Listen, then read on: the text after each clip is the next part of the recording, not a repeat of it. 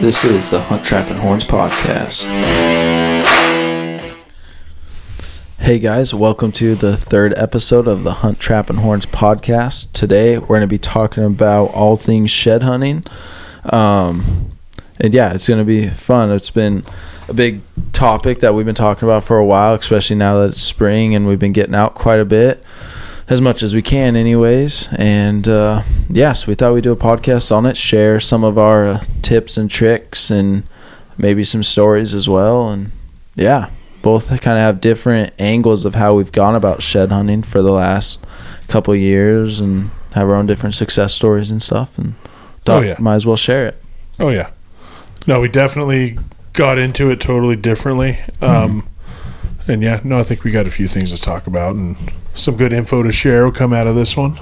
Yeah. Hopefully it helps you guys get into some sheds. And I know probably the last 2 years, I've picked up way more sheds than I have before, just learning different things from podcasts and videos. And hopefully that'll help you guys as well. So I got into shed hunting when I was probably around 12, I think. My uncle was big into shed hunting and stuff. My dad wasn't. He had picked up some really nice sheds while hunting, but had never really gone out specifically to pick up sheds. But my uncle was into it. He would go out every spring and was very successful. And it was also, even only 10 years ago, there was a lot less people doing it. And we'd go into areas and pick up a lot more sheds than what we do now. But he started taking me when I was younger and really got me the itch into picking up sheds, and that's where I originally started and have just continued going from there. Gotcha. Yeah. How about you? Well, so mine, I never really got into shed hunting until more recently. I'd say within the last 5 to 10 years. But growing up, I was a farm kid, ranch kid. So it was I was on a horse. And so it was a lot of those, before we started recording, I told you, I was just thinking about briefly how many sheds I just passed up. Just riding a horse. You'd look down and be like, oh, there's one. Oh, there's another one. Can't put a number on it, but over 100 easy. Oh, wow. Because you think, my whole life growing up riding, you're riding out literally where we were hiking even, and other places like it. And all the time you'd find, some might be, several years old and bleached out, falling apart. And other ones are, freshy. And you're just, oh, yep, there's one. Oh, that's kind of cool.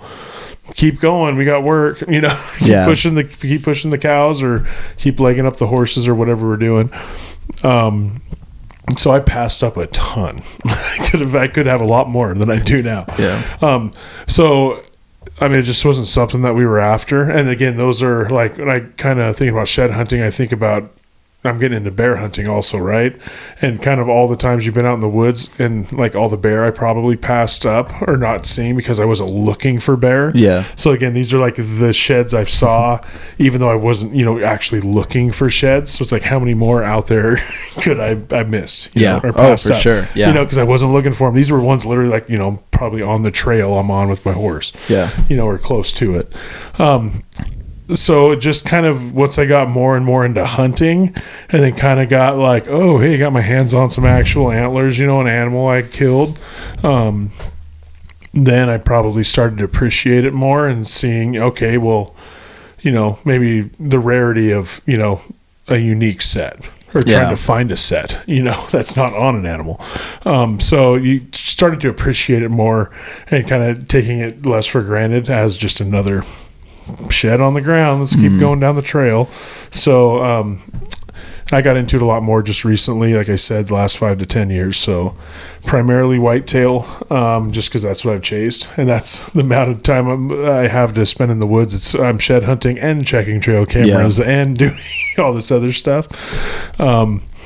So primarily whitetail.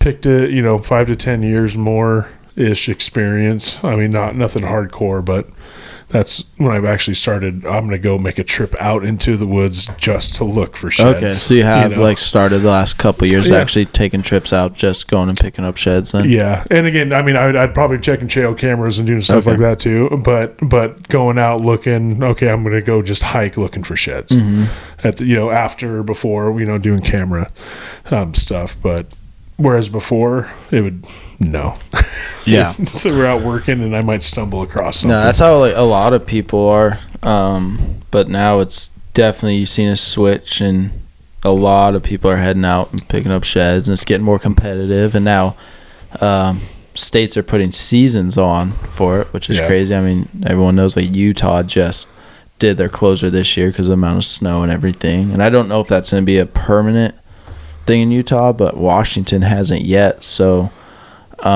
but we've always been smart. If you come up and there's a deer herd, you're obviously going to go around them or turn around and just back out until later in the spring is what we've always done. And it's been good. We haven't I haven't felt like I've ever pushed deer too hard. I mean, there's times where you come up on one that you didn't see and they'll run off a ways and you just back off still. But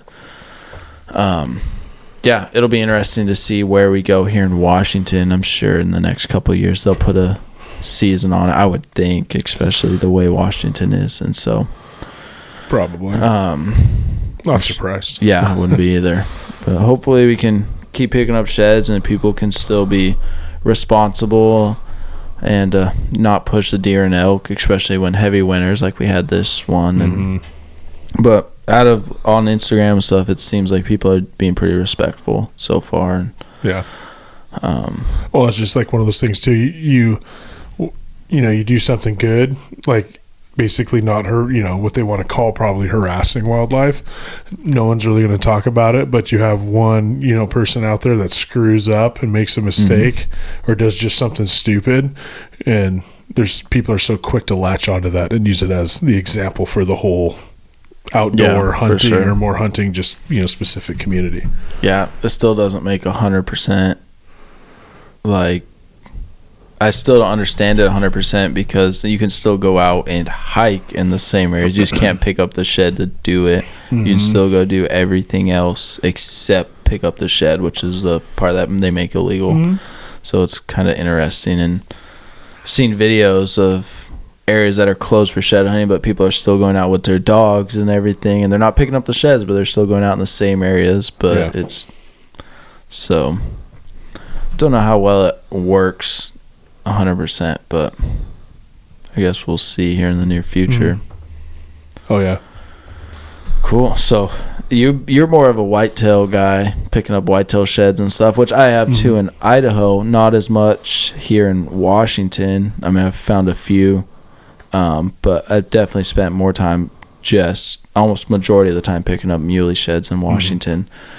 And so that's where I feel like I have the most experience in picking up sheds.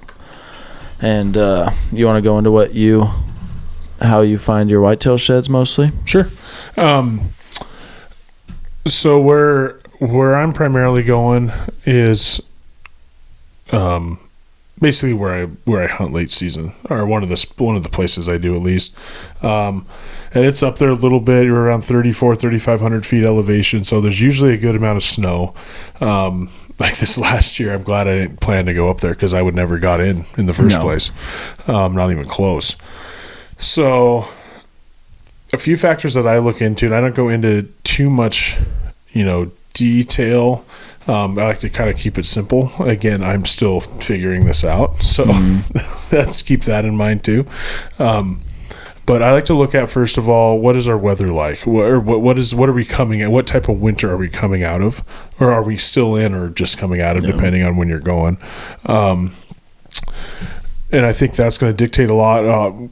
Obviously, access, if I can get back in there and actually gets low enough snow cover to find sheds. But I'm trying to get in there right off the bat.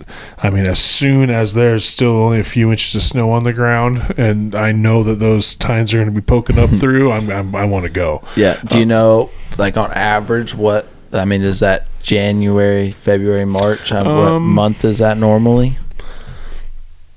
So right now, end of March like with the heavy winter, right, like we just had, and snow's actually melting off pretty quick. We had a couple little late flurries.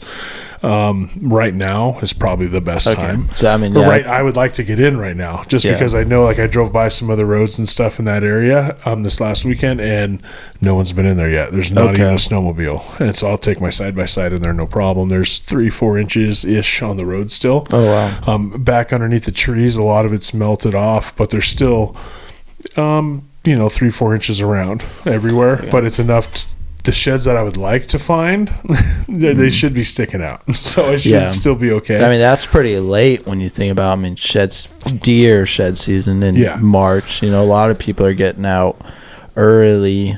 I mean, I even picked a freshie up in December this year, which was unreal. A mule deer shed. Oh, yeah. And I know a lot of whitetail guys are really hitting it in that mid-January already, but you're way up there in elevation. We're so high. Everyone else, we're so high up there that you just can't get in. There's no access. I mean, when I went by there first, there was 4 feet of snow up there. It was like on the road. So trying to get in there is just, you can't access it. Even on snowmobile, you can some of it, but it's, again, you're not gonna. A lot of those deer could have got pushed out too also, so it just depends on what it looks like in there. But even this winter, with having a heavy snowpack, there's enough terrain in there for them they still survive. They didn't move all the way down. I don't believe so at all anyways. So I'll take a look at that. What's the snowpack look like currently? How heavy, how hard, and also just how cold has the winter been?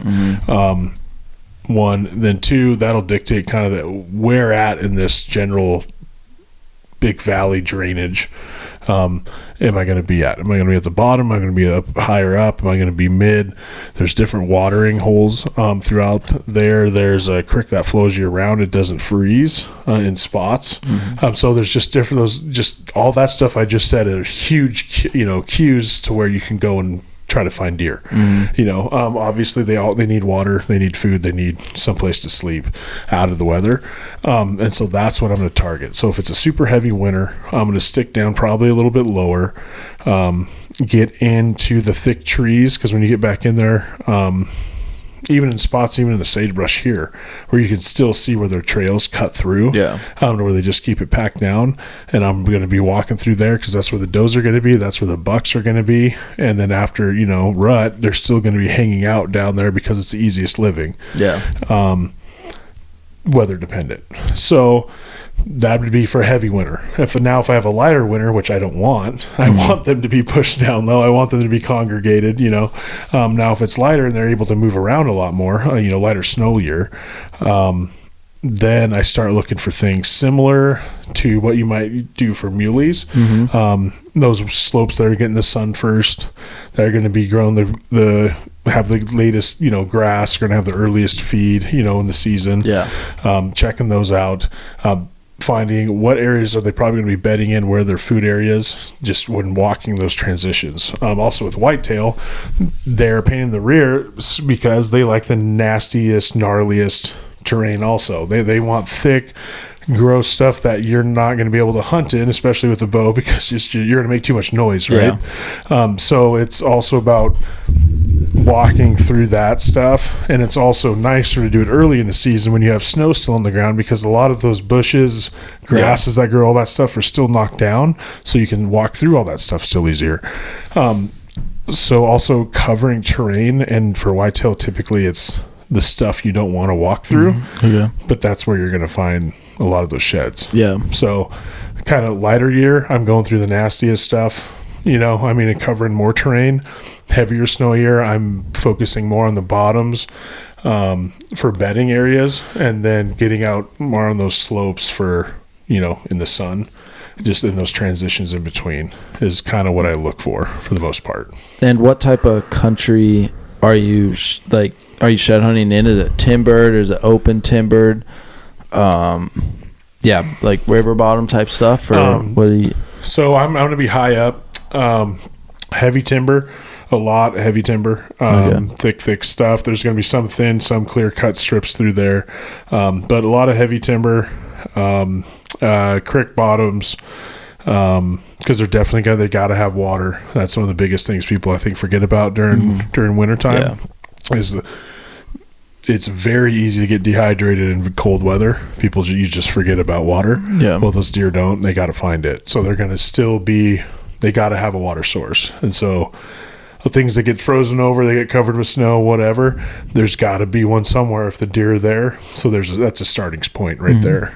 So creek bottoms, definitely creek bottoms, some watering holes, and then thick timber. Okay. Thick drainages. That's pretty similar to what I was shed hunting in Idaho and hunting in Idaho. When I've been over there, it's, heavy timber where there's almost nothing even growing. It almost looks like a park underneath it in a lot of places. Once you get more on the south slopes, then it gets brushy and stuff. But for the whitetails in Idaho, there was heavy timber. I was usually hunting steeper slopes where the snow was melting off first and where they were coming down to, and where they would come down to from the higher country, it was just happened to be steeper with benches. There was not, very much level ground at all besides the little benches here and there. Everything was steep slopes, and that's where we picked up a lot of sheds in that area. Just a lot of people don't want to hike it also because it was pretty terrible sometimes, but that's where the deer were going because they would have the easiest time. And it was. I didn't know that. It took me a long time to figure out how to shed hunt over there. It was like 2 or 3 trips before I even found a shed. But over the years being over there, I finally started to pick up little key areas and stuff, and then just finding them is. I'm used to sheds turning white over a long time, but there they turn green, and that is just different for my eyes to see. And well, it still is weird. I don't say weird, but just like humbling too, because like now I'm just sitting here thinking, I told them that I go through the nastiest, gnarliest shit, you want to find, and that's whitetail country. And it is. And that's where I find whitetails to shoot. But there's times too, I'll go out, with my dad and I'll go walking. Okay, I'll go through this hillside, nasty thicket, just looks like hell.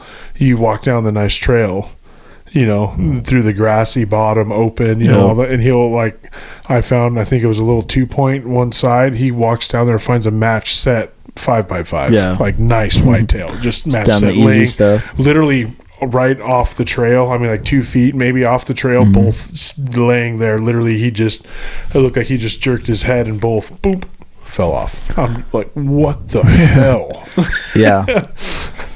I've come on that as well. Where I've had buddies walk roads and pick up sheds, and I'm up off the road and trying, thinking that's where the sheds are going to be, and they pick them up along the road where they just people haven't happened to walk through there yet, and obviously the deer would walk there. Why wouldn't they? It's the easiest.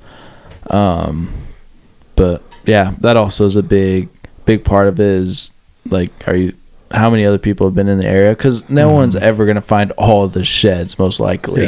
And so that's always try to tell myself when I'm out there is they probably, if there has someone been out there, they probably picked up the easier ones, and so there's going to be the harder ones out there to find. But there's very low chance that they picked up all the sheds anyways. So I never get too discouraged, but it's hard not to when you come across boot tracks out there. But that's just part of it now. So many people are into it, which is, it's nice getting people out, getting people more connected with hunting and everything, which is always important to have, especially, in a state like this, bringing a community together to help keep seasons. But that's all really my whitetail experience in Idaho. I picked up a lot of sheds over there, but it took a long time to figure it out. And it was, just hiking lots and lots of miles through steep like terrain. I said, most of mine was even now to the point where I'm not solely, I guess I just don't have as much time as I wish in the woods, like anybody, especially any parent, especially. So I'm always going out I'm looking for sheds while I'm doing all my other things too. Yeah. So even whether it's, maybe my boss won't hear this, and he doesn't listen to this, but while I'm working, there's times where I'm out, maybe looking to, hike a power line and look for sheds while I'm out there. Or, like going out turkey hunting, prime too, found sheds all the time turkey hunting, just because I'm looking down, looking for terrain, looking tracks, looking for a head bobbing through there. I'm not looking for a deer, like a body or a back, or tail. So it's just about also kind of multitasking, trying to find them, going out, doing other stuff too. No, I picked up a lot of sheds doing, everything else between working and just hunting from all the seasons and driving. I picked up numerous road sheds too that you wouldn't suspect. But yeah, it's crazy where you find them sometimes. It always amazes me that where areas you find them at, and where you'll find boot tracks and people will have walked right by them or drove right by them, and just like, how did they miss that? But then I've probably done the same thing where I've missed them. Looking at your map when we went out there, you're like, wow, I walked this far or this close to it. Yep. Yeah. I literally walked up a ridge and then went out about 15 yards to look off the edge, and then turned back around and came back. And in where I went around, I had missed a shed, and when I went up the next day, I just went straight up and found it. It was just like, how many times does that happen that you don't know about because you don't go back? But yeah, so that's it for me for whitetail sheds. And so you want to get into picking up muley sheds now? All right, this is your territory. I've spent probably 10 years now, like really, really, really into shed hunting, especially for muley sheds. And it took a while, like I said earlier, probably till the last 2 or 3 years before I really began to figure out how to hike it right, where you are finding shit. And using binos and a spot and scope has been huge the last couple of years. I never even thought about using optics to find sheds, but now when I walk up a ridge, I'll sit and stop like every couple hundred yards and just glass areas down below, and it's amazing when you're scanning and all of a sudden a shed just pops up and you're like, no way, I would have never found that if I wouldn't have stopped and glassed. Or even a couple this spring I was within probably 50 yards of, but they weren't big sheds, but they were smaller, and I just happened to glass like 50 yards down below onto a bench and saw a couple sheds, and I was like, I wasn't planning on walking it because I was wanting to go up, but it happened to be down below where I hadn't been, and found some sheds like that. And it's just crazy how close you can come and still either not find them or find them if you're using optics. And so that's something I've really started to take advantage of the last couple of years that I definitely didn't in my earlier years that I'd recommend. Gotcha. And I just do quick scans. I know there's some people that spend a lot of time, picking apart every like bush and where they may be eating or bedding. And I probably should do that because I'm sure I'm still missing sheds when I'm glassing. I know I have, because I know I've glassed benches and then have walked it and found sheds there. But still, a quick scan over it will usually, you can pick up if it's an obvious one. It's not, buried or anything. You'll see it. And slope, I usually start on south facing slopes and kind of go off from there depending on where I'm seeing sign. I still will shed hunt north slopes, but if I'm seeing sign that's a big part of it for me. If I'm hiking and I'm not seeing much sign from where they've been over the winter, then I'll bail on the spot and go to the next. And just go to a spot where I have a higher chance of finding sheds more frequently, because there probably still is sheds in those areas, but it'd take more time, a lot more grading. Like the density you're looking for. It's just going to take longer to find shed over time. Where when I was younger, I would probably spend a lot more time in there, and I'd probably find a shed or two, but if I would have bailed earlier on the day and gone to a different spot and tried a new spot, then I maybe would have, now I'm picking up 5 sheds a hike instead of 1 or 2. And so it took a long time to figure out, just you can always come back to this spot if you want, but go hit the spots you really want to. And get those hiked, and then if you run out of areas, which probably won't ever happen, but go back to the spots you gave up on. Yeah.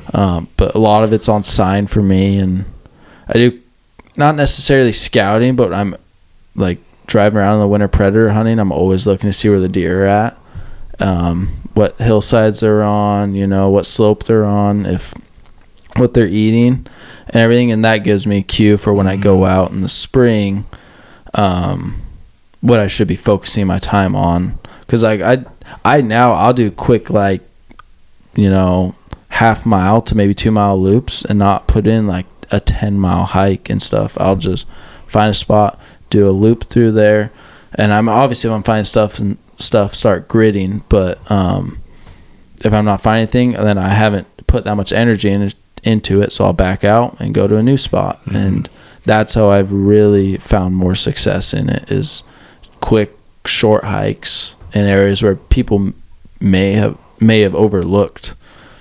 And yeah, there's sheds there. Gotcha. There's pretty much sheds almost everywhere, but the density is what's different. So you're doing the quick, shorter hikes. Yep. Just to trying to find, see if you can, if something looks good, find sign like you're saying you're looking for. Trying to find the any pockets where they're hanging out. Basically, you're looking for something that will tell you, yes, this is, we're spending more time. Yep. Here. So what is it? So what gets you to go to those places in the first place? Like what you're driving down, you're like, hey, that sticks out to me, I should look there. I usually try to pick out the areas where other people won't hike. I mean, the steeper areas, brushy areas, and just where like not even as areas visible that from road. I overlooked when I was younger because I didn't have that much knowledge of it. And so now that I'm getting more knowledge of it, I'm like, I've never seen a truck park there, and I've seen deer there before, but I've never seen a truck park there. I've never heard of anyone talking about this area. So hike it. And it was like last year, there's an area I had drove by. I mean, I worked in that area, so hundreds and hundreds of times. And I just got out and I picked up 11 sheds, all within probably 400 yards of the road. That literally, thousands of people drive by, just overlooking, because you feel like you can see the whole area and stuff. But once you get out and hiked, I went 50 yards off the road and picked up a 5-point muley shed, and then it was just like went on from there. And good find. Yeah, I was pretty stoked. It was freshy too, and it's areas that maybe people think that they can see from the road, but they can't. And I'm not just saying shed hunt from the road, because we've done some backpack trips for sheds, and which work really well when you get away, but it's kind of that awkward distance where a lot of people go like the 2 to 5 mile mark out and around, but they don't really hit necessarily right by the road, and they don't get way out there. And so it's the in-between distance for what I've noticed here personally. And the quick short hikes for me has paid off more, and that's the time that I've had the last couple of years with college and then now work and a baby. I just have time for the quick short hikes, and not necessarily the backpack ones. Yeah. Well, it just sounds like too you're basically using your time more efficiently. Yeah. So that's what you're looking for. The amount of time you have to spend, what's the best kind of bang for your buck? Gotcha. No, that makes sense. Yeah. Yeah, and that kind of that quick short hike strategy, but hiking a lot of different areas I got from my buddies in Idaho as well, because that's what they do is, they get to certain points, it's either whether it's a draw or a ridge, and then just go up, do a loop up above it and come back down if they didn't find anything. It's just like, even like, what if you pick steeper, up is this for you guys are doing a steeper terrain too? Yeah, for the sometimes you come across the benches where more flat areas where they'll congregate in the winter if they can, but that's where I learned that strategy, and I ended up using that here, which I never thought of, because I always tried to go like as far as I can, always go farther, to like outdo the person that was there before, just keep going, because there's got to be something there. But sometimes there's just not that many deer that wintered there, and so there's not that many sheds. But maybe it could be 2 ridges over that's where the sheds are at, or that's where they were congregating, And yeah, and I've been way more successful the last couple of years doing that.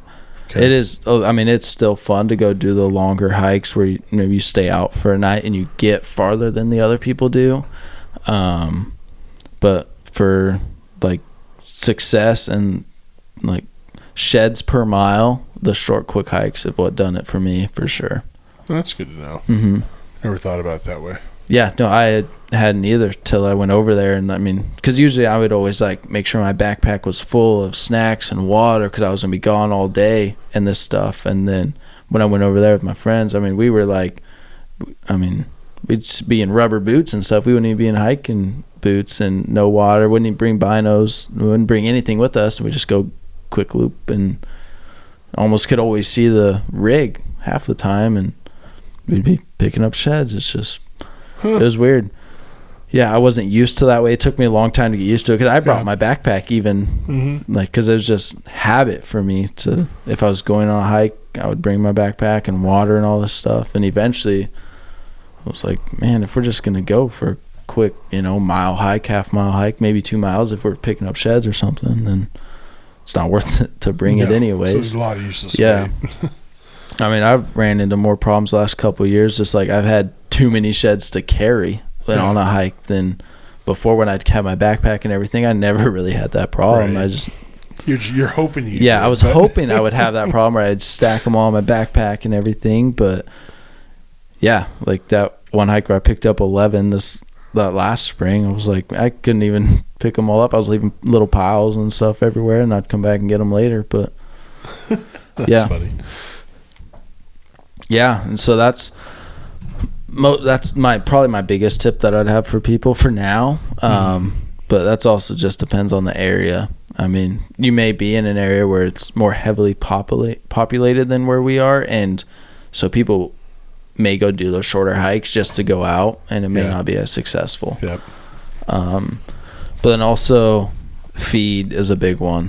Bitterbrush and Ceanothus are the two for me that I'll key in on over the winter because that's where I always will find the deer at is either Bitterbrush or Ceanothus pockets, and where they're feeding at, that's where their sheds are going to be, and in between there and their bedding areas. And usually that's pretty easy to see. It's almost main trails between their feeding and bedding areas, especially if it's where they're going to be for the winter. And so yeah, I've also for those short hikes, just find those areas that are like that and go hike them real quick and then move on to the next one. But Ceanothus was, or also known as buckbrush is what it is, but that's one because it keeps its leaves over the winter, and so the deer really hit that hard. And that's probably why it's called buckbrush also. Yeah, and rocky areas was one I never thought I would find sheds in, but the last couple of years where I try to find areas where I knew people hadn't hiked, I had tended to go to like really steep, cliffy, rocky areas that like didn't even seem like deer would be there at all, and all of a sudden I was picking up more sheds in those areas as well. And even in areas where I know, like on ranges where I know people have hiked and stuff, but they would hike the easier stuff where you would think the deer would be, on the benches and south facing slopes, but they didn't necessarily hit the really steep rock slide faces that may have some grass here and there and little benches or little flat spots where deer may bed. Well, this terrain you're talking about too is not easy. Yeah. I mean, it is not easy to navigate. So just your average Joe Schmo off the street is no way in hell they're going to want to go up there. Yeah, it's definitely like cat country for sure. Yeah. I mean, that's where all predators are hanging out and everything. But that's why I also didn't think there'd be that many deer in there, because I know there's a lot of predators, but they also don't get pressured by people. But also that's why the predators are there too. Yeah, that's true. Yep, for sure. Yeah. And I know, there's not that much people pressure and everything. So, yeah, that's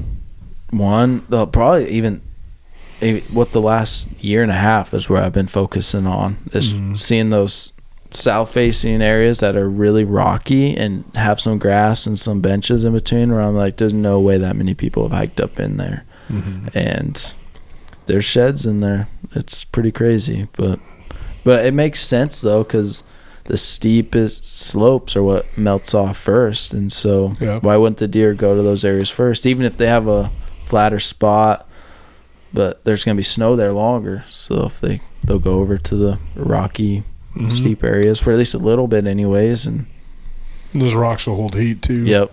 And so melt off, and yeah, that's a lot of my tips for muleys anyway.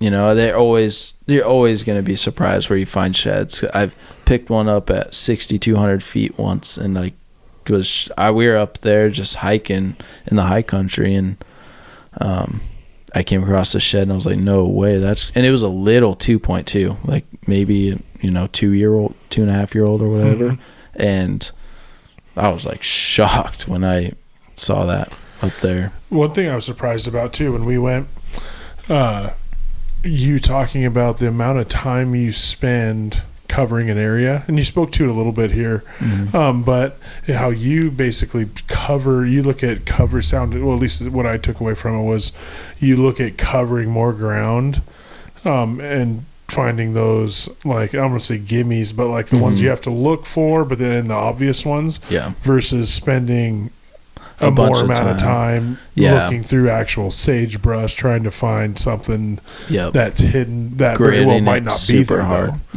So no, that's usually my first hike into an area. I cover as much country as possible. If I find like a hillside, I was trying to keep up. I'm like, where in the hell is this guy? Like, where did he go? I look and be like, okay, no, he's still at the same elevation, but he's way over there now. I'm like, oh, I got a boogie.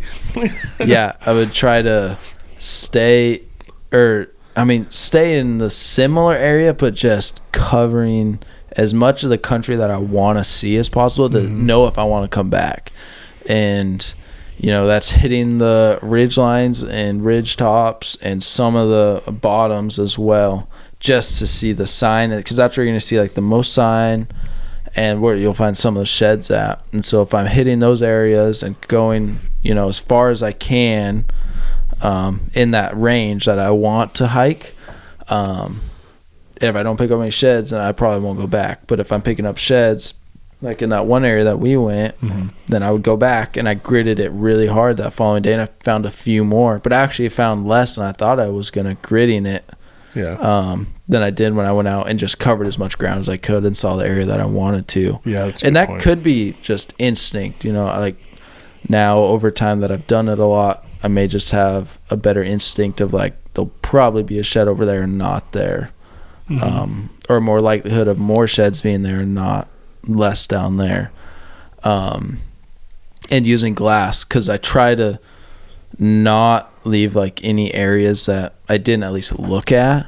And so if I find an area, like there's a line I really want to hike, but I also want to hike that other one, then I'll choose which one I can see. Like if I hike this line, I know I can glass the one down below, or vice versa, or whatever it is. And so that's how I'll choose. Gotcha. So I'll go the upper one and glass the bottom one and not hike it unless I come back. Then I try to always hike, the areas I glass, because I found them in areas that I glassed and just didn't see because they're either too small or hidden too well or something. But I definitely, like, even like I said before, I'm doing smaller hikes, but covering the hot spot areas where you think you would see them, because you can always come back and grid it tighter than what you did before. But usually that first, like, your instinct of where you think you're gonna find them is usually right. But it's super hard. Like, it's variable because deer change I was seeing deer this winter where I've never seen them before, where there's gonna be sheds that I've hiked, or in areas that I've hiked where I've never found sheds before, and now there might be sheds. And also the other way around, in areas where I found sheds higher elevation, that there won't be any sheds there this year because of the amount of snow. So it's also, like what you said originally, super dependent on snow and weather and everything and the time of year, because you never know. We got a bunch of snow early on that pushed them down, but then by the time they're starting to shed, it was actually receding. They may have been back up a little bit closer to where they would normally be, but it's super variable as well. Gotcha. Yeah, and I mean I've been focusing on hiking the steep, nasty stuff, but if there's an area that people haven't hiked or haven't hiked that year yet, benches are always a good go-to. I mean, where they're going to go bed at,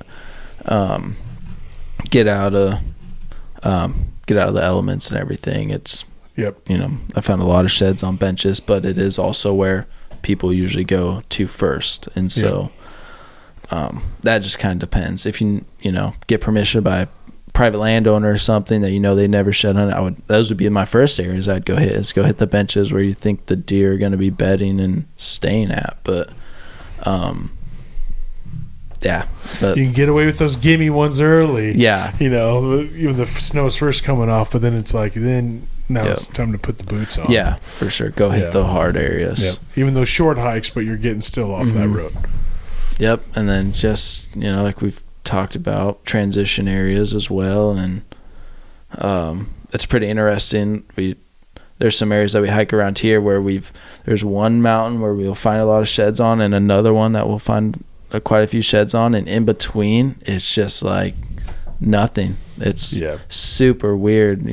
They're only maybe a mile apart at the most, but the in between one knob and the other one, I've hiked it numerous times and have found very little for the amount of miles I've put on. But on this knob, I'm finding multiple sheds a mile, and same on this one. But in between, it's like one shed every 3 miles, and it's weird. It's just like a gauntlet they're just running through. Yeah, they're not staying. That's for sure. They may lose it on the way through, so you may find one and get lucky, but it's not where they're staying and where there's going to be a higher density of sheds. See, I like those because I can just walk right along the trail. If it's not here, it's not worth my time. Nice and easy. Yep.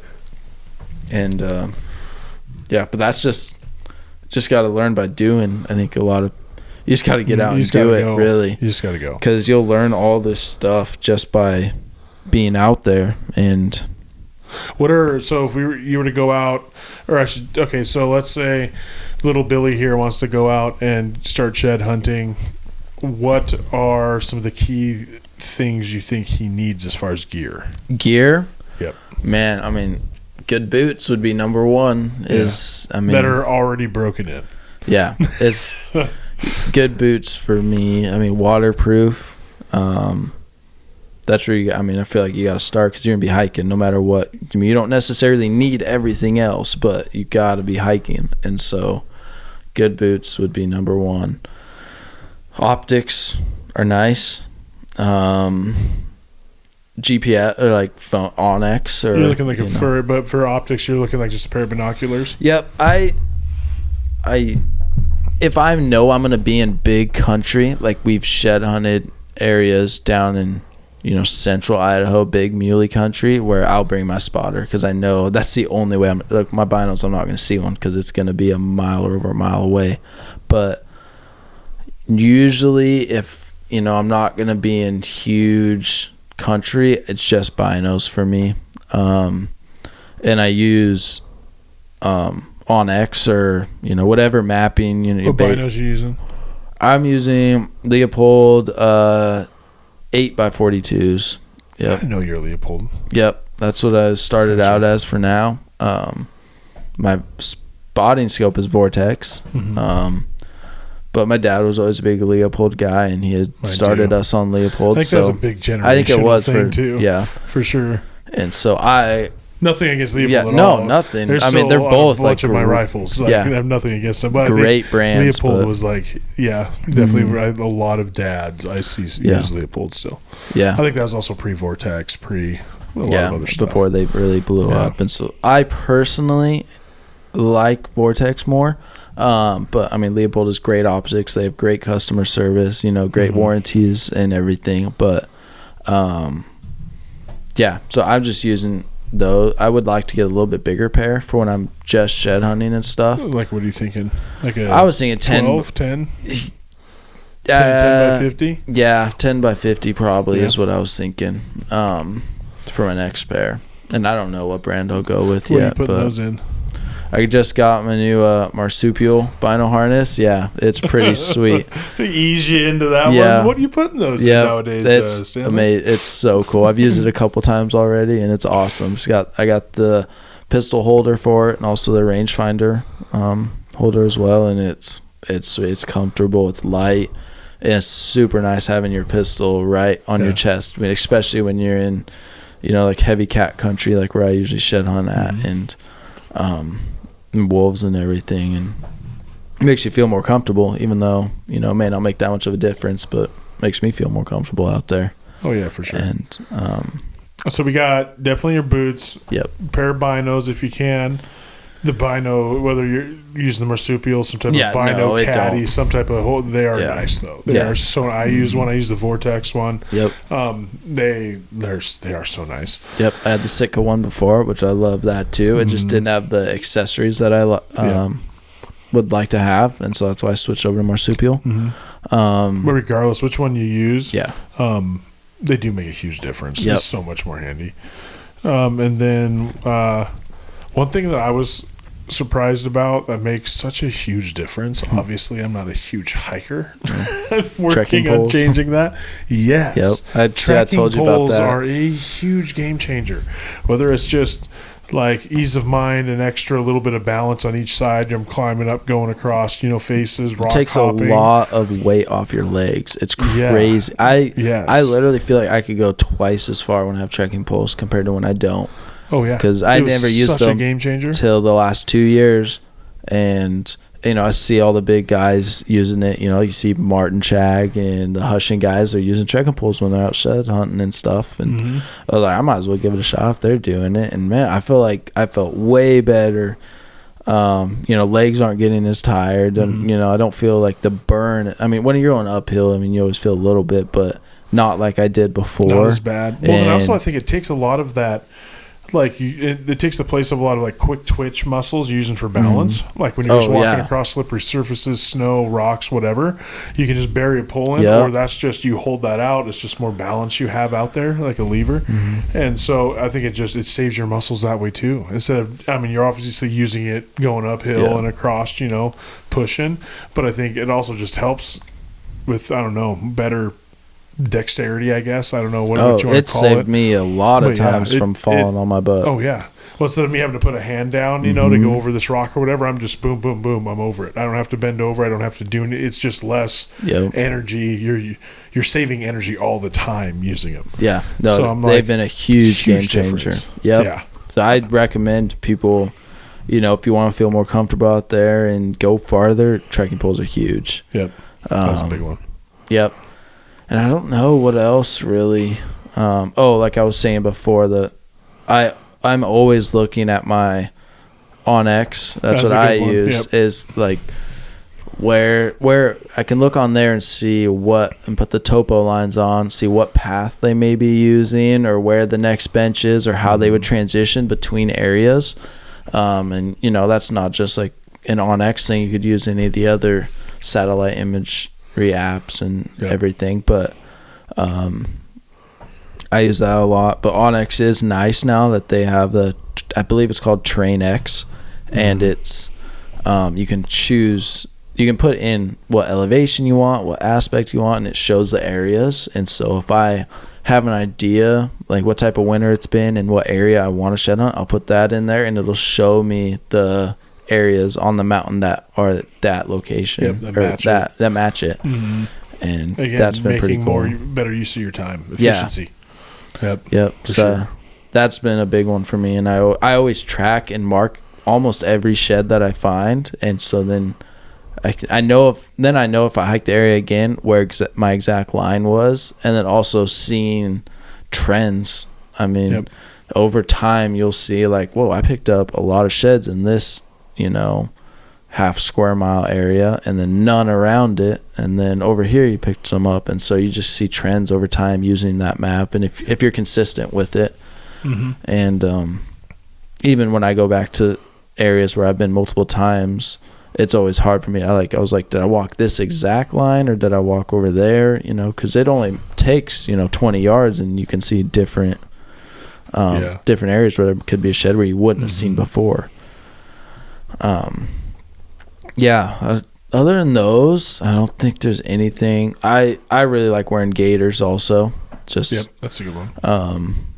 I used to never wear those when I was younger, but got into those, and that's they're handy to have. And I've gone through quite a few pairs now because put on a lot of miles with them, and in the snow it's pretty hard on them. So warmth and waterproof. Yeah. Other than that, I wouldn't say there's too much I do. I do quite a bit of just e-scouting as well. Just looking at areas, seeing what spots I want to go to and marking those on the map. Yeah. Is there any other equipment that you use when you're out?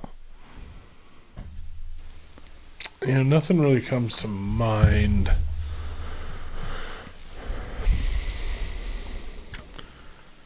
No, I'd say those are the big ones we hit on: the boots, the poles, some type of your binos, and like some type of mapping. We use Onyx. Those are the big ones. You use Onyx as well. Okay. Oh yeah, religiously for sure. Yeah, I spend a lot of time on that. I even use it for definitely even stuff outside of hunting, like their tracking and measurement and stuff like that. I use it all the time. But no, I'd say that's pretty much. I think we pretty much covered that one. I mean, obviously just dress accordingly. I mean, be halfway smart about, baseball cap or beanie, gloves. Have you ever gotten into areas where you got into a bunch of ticks or anything? Not bad, just because generally we stay out of the bush when it's tick season. I mean, during the height of it, and we just start doing that again from being a ranch kid and a farm kid growing up. You just know now we're pulling ticks off the animals. It's not time to go into the brush. So, and usually also during that time of the season, usually anyways, we're getting into heavy watering. So we'd be out working in the ag fields, changing water and stuff like that. But no, definitely we ran into ticks all the time, but we just avoid it. I stay out when it's the start of the heavy tick season, or at least up to the point. Sometimes we get lucky and have like a late frost. Yeah. And it helps knocks them down. But we just stay out of it. Yeah. Or generally too, where we go up high, we don't run into ticks nearly like we do, right outside here. Getting up in the elevation, that 3,500 plus feet. Yeah. We're just not running into them up there, not like we do here. So that's nice. Yeah, I think we're pretty during that time. Lucky here. I've only ever once, I put a lot of miles on the mountains. I've only ever once hit a spot where I actually had it was I counted 20, 25 on my legs once. On the outside of my pants, not on the inside. But I don't even really think about it. I forget in a lot of areas I hike that they even exist, and so it surprises me when I actually get one on me. Even same in Idaho areas, I maybe get one the whole season, and that was it. But that one spot, that was it. That was the only time I ever got it bad. You see the people in the south where they get hundreds of them and everything, but I think we're pretty lucky here. Oh yeah, no, we are. I mean, I usually I get a handful on me a year now, and that's it. But we would. Growing up, we'd be pulling them left and right off our horses all the time, and dogs all the time. Riding back still for horses, legging them up, breaking horses, riding for cows, all that stuff. We would pull a lot, but no, stay out of it. But when it gets like that, I stay out of there. Like I said, we'll go up high. Don't have to mess with it. Maybe have to mess with mosquitoes up there by then. Everything's behind up there, so because yours is so much higher. That's what we do. Just get out of the area. Yeah, it's also cool in the spring to get out and see the grouse. They're out there doing their thing. Sure. And then, deer and stuff, or, they're starting to get birth. And I've walked up on 2 bear caves, though, or dens. Yeah. And that was pretty terrifying. The 2 times I've done that. Both of them were in Idaho. And, it was just walking up, and you can hear them start, grunting at you. And the first time I had no idea I actually had music playing when I was going, and I heard it, and I stopped, paused my music, and I stopped. I was like 15 yards away from the den, and it stopped because I stopped, and I started walking again, and I got to where I could see the hole. It started grunting out of there at me, and holy cow, that was pretty scary. And then I did it again. I was probably actually like 3 miles away from that area, so it was still relatively close. And as soon as it did, I knew what it was that time. The second time, and I got out of there. Quick learner.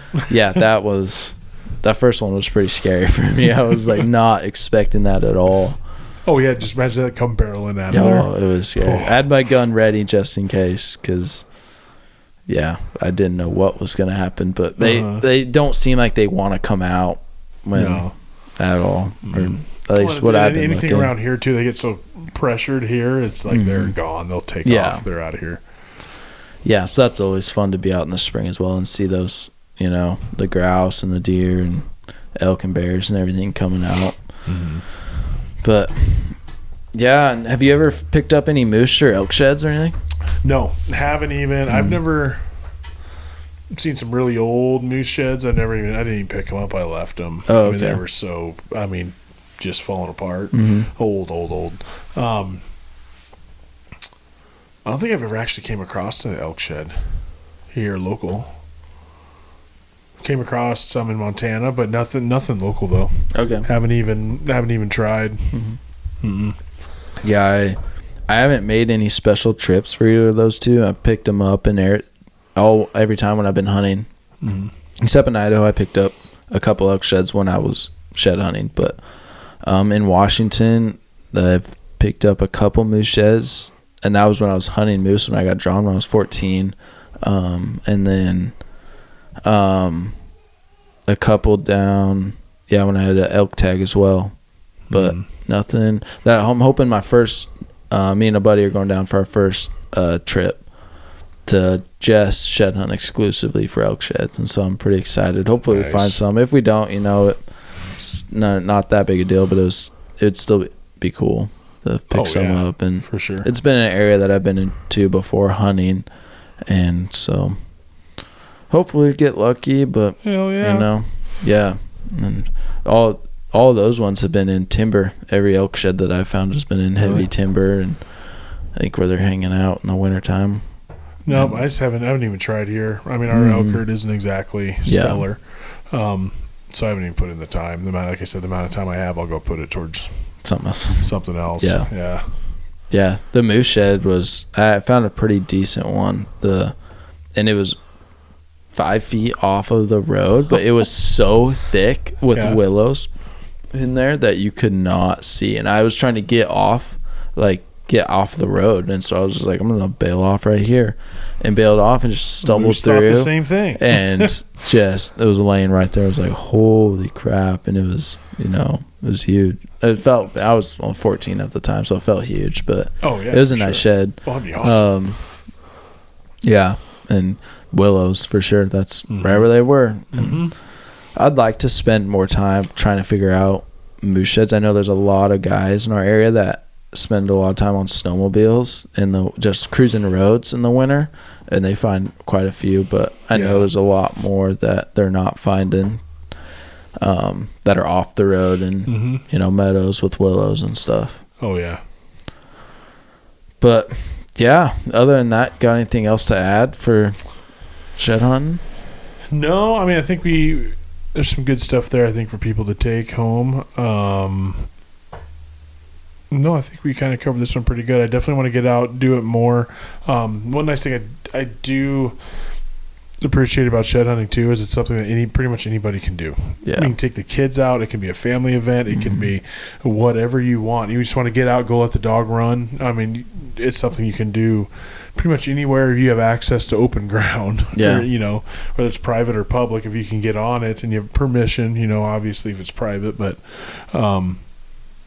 pretty much anyone can do it. And so that's the one nice thing. And it's a good coming out of winter when everyone has cabin fever and wants to get out, with especially kids. That's what I'm trying to take advantage of also, is getting them out too. So, no, man, I think I think we did a pretty good job with this one. Yeah, it's always pretty cool to see like my first couple hikes of the year, how out of shape I got over winter. And then by the end, you know, once you hit end of April, I'm like, holy cow, like, I feel like I can go, you know, 10 miles today. And where before I was like 3 miles, I was hurting. But so you'll be in good shape for turkey, and I'll be turkey season. Yeah, that's coming up soon. That'll probably be our next couple of videos and podcasts will be on turkey season, hopefully coming up in 2.5 weeks or something, 3 weeks. Oh man, I got stuff to do. Yeah, I gotta get ready. Gotta touch up the decoy. Yeah, I haven't got all prepared yet for it. I haven't been out scouting that much yet, but still got a couple weeks to go look and look around. See, it'll be interesting this year with still the amount of snow we have, so I think it's going to be a little bit tighter than normal with people out. For sure. All the lower turkeys are going to be getting hunted a lot harder than before. Yep. But, I mean, we'll see, and hopefully we get lucky and can get on a few. We'll find something. Yeah. We will. Cool. Confident. Well, don't forget, guys, if you subscribe to our YouTube channel, you're automatically entered into the 1,000 subscriber giveaway. And also, if you're interested in our sweatshirts or hats, send us a DM on Instagram, and we'll put you in for the next order. And, yeah, as always, like, subscribe, comment. We love all the feedback, and so we'll see you guys on the next video. See ya.